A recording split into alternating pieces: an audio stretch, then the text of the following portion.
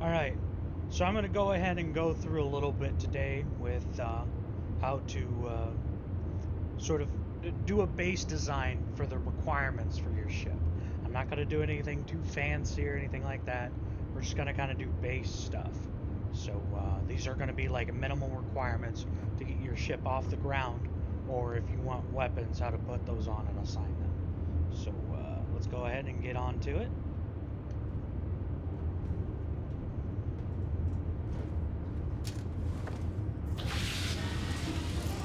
Video pulled up. Alright, so now we're going to look at my live video feed of us discussing with this nice young man about my ship building and blueprints and such. Alright, let me go ahead. Where's that control button? Ah, here we go. Center console. Yeah. Alright. Mic And off. action. Alright, so first things first. Right now, Got anything currently you need I'm to in New offload? Atlantis. Trade Authority's always buying. Kiosk right here for you. Alright, and then you're going to want to talk to a ship service technician or anybody of the like, depending on where you're at in the system, etc. And here's your new captain. My crew can take a look at your ship, and you can stop by the Trade Authority kiosk if you need to offload some cargo. So obviously, we're looking to either start, modify a ship, or whatever it might be. So let's go ahead and get into that. Okay, no problem. Alright, so first thing we're going to do is we're going to go ahead and utilize this prison shuttle. Alright, so we're going to modify the shit out of this. Ship. So the first thing we're going to do is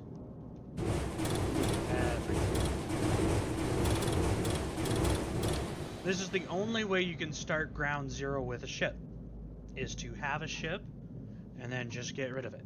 The nice thing about doing that as well is you'll receive credits. Credits upon your credits. So this will allow you to be able to use a little bit more than you would if you were to start from ground zero anyways. So it's not necessarily a loss. So the first thing is we're going to start off with getting bays. So your bay will always be your base.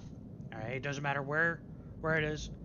As far as I know with the ones that I've gotten, even as a base start, this is your base. It is required for you to be able to have it. Sometimes you'll get ones that'll allow you to be able to turn it backwards or have it face on the side. If it faces on the side, it's still a base. So just keep that in mind.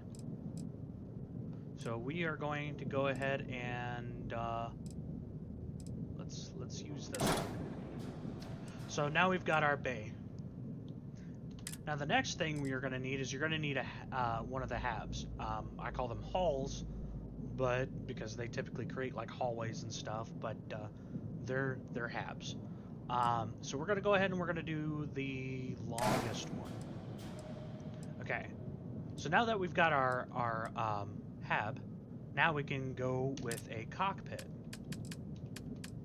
So the thing about these cockpits is you'll have certain ones that are allowed to be able to sit on top of things, and then the others are not. So I wouldn't be able to use any of these like this.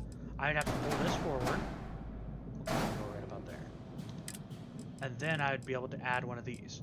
The nice thing is these ones that can also sit on top can also sit on the front for any reason you may want. So let's go ahead and use one of these. Let's see. Alright, so the next thing is we're going to get into reactors. So the next thing you're going to need is you're going to need a reactor. I'm sure I passed it. Alright, so let's get into what the reactors do for you, and I'm going to go ahead and do this one. So the reactors and stuff is what powers your ship. Alright, that's what gives you the stuff over here on the left hand corner with these blue bars. That's going to tell you how much power you could put into your ship, whether it be into your engines, your grav drive, your weapons, or your shields. The better the reactor, the more items you can add to it. So let's go ahead and do that one. So now we have a reactor of 20 and equipment 0. So right now we're not really using any extra. All right. So now let's get into the grav drive. So we're going to go ahead and we're just going to add the grav drive. So the thing about the grav drive is right here it says a gravitational loop array. A grav drive allows your ship to jump to another system, upgrade it to increase jump range. So that basically allows you, that's going to be your necessity in order to jump from solar system to solar system. Without that, and I'm pretty sure it's a standard requirement for all ships within Starfield. I don't even think you could build without one. I think it's part of the error system. So we're going to go ahead and do this base one. So that is complete. Alright, now for the next part, let's take a look at our errors. So now we're missing a docker, engines, landing gears, and a fuel tank. So let's go ahead and let's add the landing gears. Alright, I'm gonna go ahead and do this. I'm gonna give it a bulldog style. Yeah.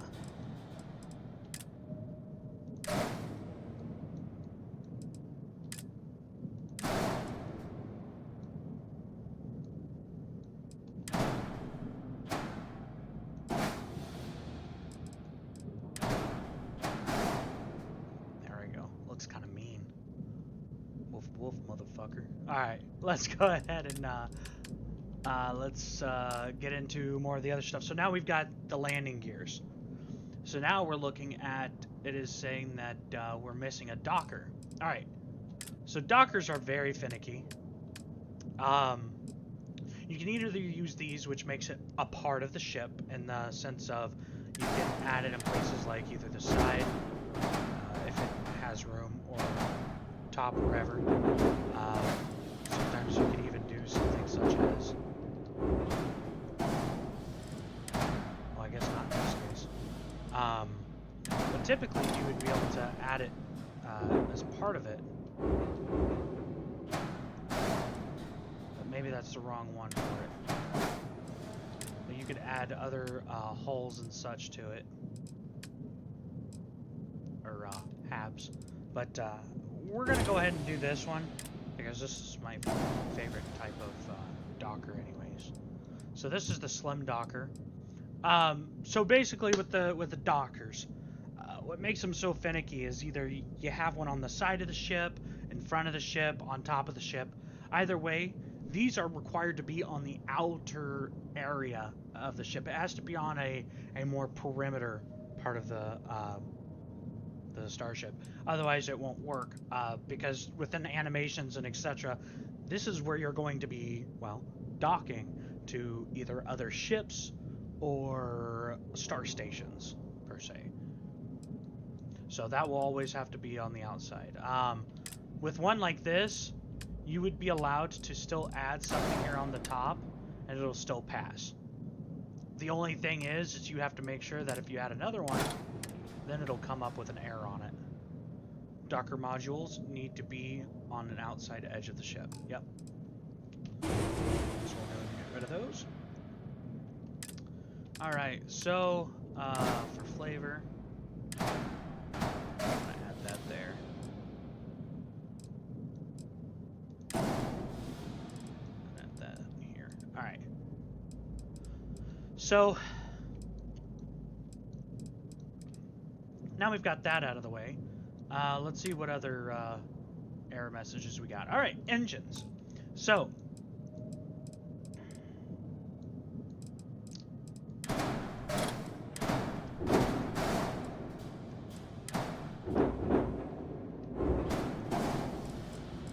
as far as engines go, so engines are going to be required for, they're basically thrusters, right? So you've got all these different ones that you have here. We're going to go ahead and go with these. The biggest thing to remember is your reactor will also decide what your classification of your ship is, whether it's a Class A, B, or C. Each one will allow you to be able to use other Class A, B, or C items. If I were to, let's say, just go ahead and get rid of these, and I go, hey, I'm going to add a C class. Yeah, well, ship contains modules that exceed reactor classes. So I wouldn't be able to do that. I would have to make sure that this reactor is a C class. So let's go ahead and add this. And this. Alright. So now we're pretty much damn near close done. We've got this put all together. So now what is it saying that is our next requirement? It's going to be the fuel tank. Yep. So let's get a fuel tank on there. Where the hell do we want to put it?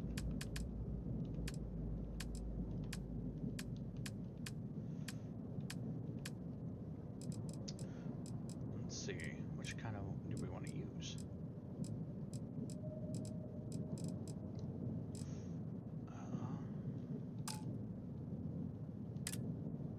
Yeah, let's just do these for the hell of it. So technically you only need one. But, so, basically what it says here is the spaceship fuel tanks store helium-3, which is used by the grav drive to perform a jump. Upgrade fuel tanks allow you to plot longer courses to travel further without stopping. So, whenever you have solar system A, B, C, and D, alright, depending on your fuel tank will also decide whether your grav drive will allow you to travel from AB or AD. So if I have like the smallest fuel tank, I'll probably only be able to travel between A and B and then go from B to C. I can't skip over those other ones to get in order to get to D. So that's all that is really. And then we're just gonna add another one right there. Alright, so now we've got all the basic requirements for your ship to be flyable. Alright, so these are all orange warning messages. We don't got to worry about them really. These are just recommendations. You don't need a shield. No, you don't need that. But if you do want a shield, we'll go ahead and go through that. We'll also have these 3 weapon assignments, and I can get into those. So let's go ahead and let's start off with finding what kind of shield we want to put on here. So once again, whenever we're going into shields, we got to remember that our shields is also still based on the requirement of our reactor. So I wouldn't be able to put a Class Bravo or Class B reactor on my ship because I only have a Class Alpha or a Class A. So we're going to go ahead and let's do this dinky little one. This nice little egg sack. And we'll just put that there for now. Let's see. So, yeah, so now that's gone. Alright, Docker module. Oh, look, see, right there. I already messed up. So it already goes past the Docker module. So now I gotta find somewhere else to be able to put this dumb thing.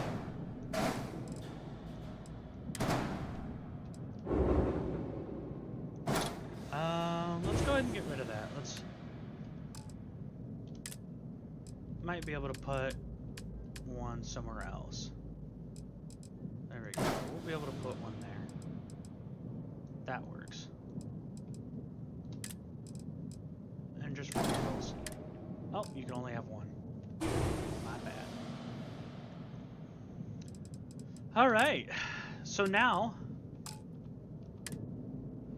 we're just about weapons. So this is flyable. It's got shields and everything, but it has no way to defend itself. Doesn't even matter how fast it is, because it probably wouldn't go very fast. It's got like 2 thrusters or engines, so not a very high reactor either. So let's go ahead and let's get into weapons. What do I want to do for this? Do I want to add anything here on the top? Do I really care?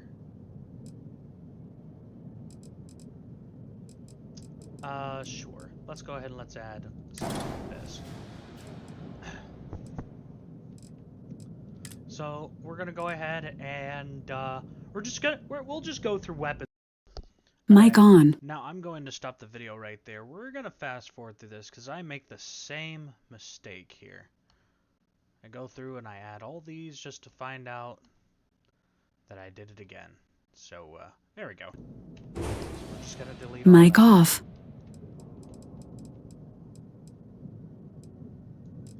know what? To save time, I'm just gonna delete those. We're gonna add the fuel tank. Now this does look really shoddy, but it's also because I'm not really taking time to put the puzzle pieces together. That's the biggest thing about these ships. You're really putting together a puzzle, and once you kind of figure out what those requirements for those puzzle pieces are, it gets easier as time goes.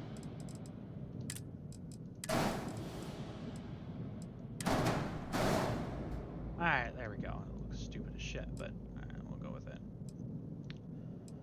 So, we're gonna go ahead and we're gonna add our... Let's do some rockets here.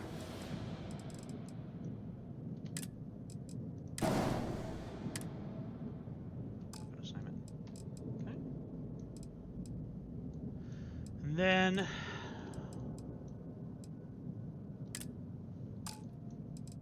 we'll say, fuck it, we'll do the EMP device at the bottom.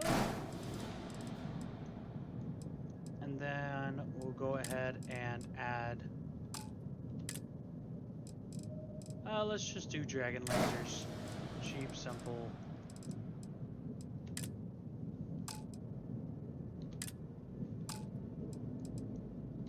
There we go, Jesus. Okay. Alright, so there we go. This right here is now armed and ready. Whatever you want to call it, the winged pit bull. We'll go ahead and get into weapons. So, I know I've been tabbing in and out, and I really haven't been saying how to do that. With keyboard, you use C or Charlie. And then with controller, if you haven't already seen or noticed by now, you would be using the 3 bars that would be next to your X button. And that would be pulling all this up. So what you're going to do is you're going to tab over to weapons, and then go ahead and this is going to be for the left trigger, so we're going to make those the missiles. Now, I personally like to put any specialty items such as EMP or automatic weapons on my Y. Why that is because that's a button I don't have to really mess with, unless if I'm focusing on using that button for a specific reason. So that way I can just focus on using my left and right for combat.